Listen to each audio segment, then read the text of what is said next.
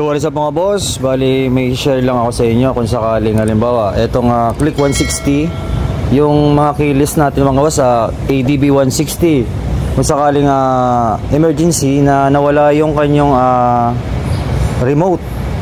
So kailangan kasi pag kumuha kayo ng motor, yung code kailangan yung itabi, kasi yung code kasi pwede nyong mapaandar yung motor kahit wala kayong remote. Kung sakaling naman nawala yung remote, so ang bawat motor kasi may code dyan So pag na-release yan sa kasa, ang mangyayari dyan, meron yung keyless na remote nyo, meron yung code. So dapat yung code na yun ay itatabi nyo. So eto, katulad dito mga boss, papaandarin natin siya ng gamit lang yung code. So ayan mga boss, tingnan nyo, wala yan wala tayong remote.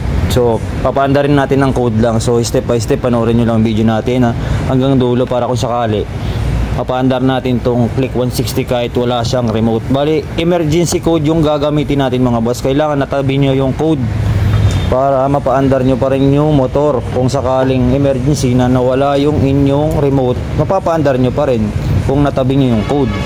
So ito nga pala yung code nya mga boss So lagay natin dito.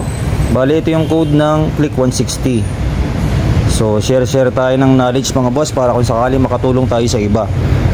So ang bali ang code dito 065811607. So ganyan yung code nya. So ito keyless to mga boss So kailangan pipindutin nyo to, tapos kailangan lalabas dito yung key, yung symbol ng key sign. So i-encode natin itong code na to 065811607. So mag-start tayo mga boss subaybayan yung video natin hanggang dulo mga boss kung paano natin i-encode itong code na to para umandar tong Click 160. So ito na mga boss, mag-start na tayo. So didiin na natin to ng madiin para lumabas yung key code. So tingnan nyo yung panel mga boss. Ayan, lumabas yung panel. So sa zero kasi ito crucial to yung sa zero kasi na yan, mahirap yan. Kaya paano ma-encode yung zero? So ganito ang gagawin natin. So di na natin yan. Pag lumabas yung symbol, ayan, huwag nyo muna pipindutin kasi zero yan. Hintayin nyo mag-blink. Ayan, hintayin nyo mag-blink yan. Isang diin. Tapos pag nag-blink yan, zero na yon. So 6 ang kasunod yan. 1, 2, 3, 4, 5, 6. Hintayin nyo mag-blink. Tapos 5. 1, 2, 3, 4, 5. Hintayin nyo ulit mag-blink. 1, 2, 3, 4, 5, 6, 7, 8. Magbiblink ulit yan. Tapos 1. Isang pindot lang.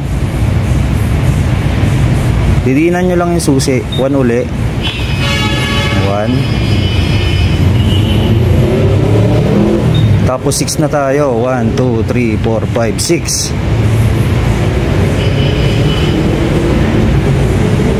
Sa zero, huwag nyo munang pipindutin. Kailangan mag-blink lang yan.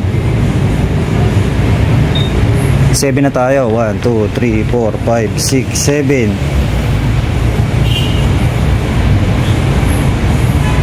So ayan na yan mga boss diba? Ganun lang, napaka basic lang kung sakali.